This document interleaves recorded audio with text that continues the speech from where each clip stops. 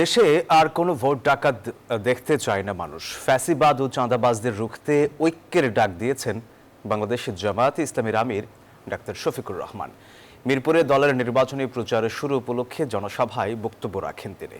আর সেই বক্তব্যে তিনি বলেছেন, গণ অভ্যুত্থানের চেতনা বাস্তবায়নে গণভোটে হ্যাঁ এর পক্ষে রায় দেবে মানুষ। নতুন বাংলাদেশ গড়তে জামায়াত ইসলামী সহ 10 দল বিজয়ী হবে এমন আশার কথাও তিনি ব্যক্ত করেছেন। রাজধানীর মিরপুর আদর্শ স্কুল মাঠে জামাত ইসলামীর নির্বাচনী জনসভা সকাল থেকেই দলে দলে আসতে থাকেন নেতাকর্মীরা। দুপুর গড়াতে গড়াতে কানায় কানায় পূর্ণ হয়ে যায় মাঠ।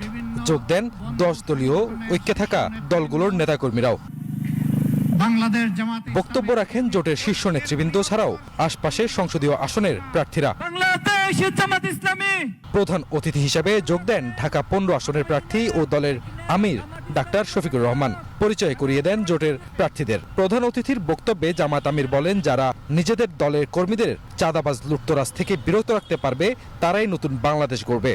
চাঁদাবাজি, দখল বাণিজ্য, মামলাবাজি, দুর্নীতি, সন্ত্রাস, পাথর মেরে লোক হত্যা, গাড়ি চাপা দিয়ে লোক হত্যা, এগুলা থেকে নিজের কর্মীকে যারা বিরত রাখতে পারবে, আশা করি আগামীর বাংলাদেশ তারা জনগণকে উপহার দিতে পারবে।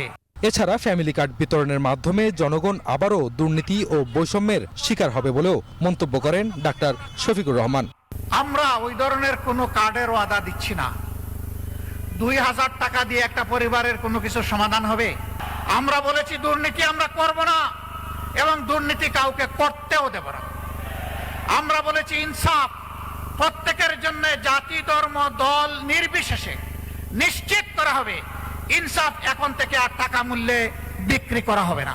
এ সময় ফ্যাসিবাদ, সন্ত্রাস ও চাঁদাবাজদের রুখে দিয়ে নতুন বাংলাদেশ গড়তে ভোটারদের ঐক্যবদ্ধভাবে 10 দলের প্রার্থীদের ভোট দিয়ে বিজয়ী করার আহ্বান জানান তিনি।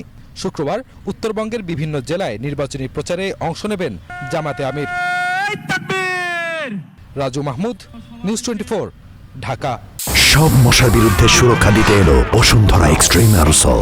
মশার বিরুদ্ধে এক্সট্রিম সুরক্ষা।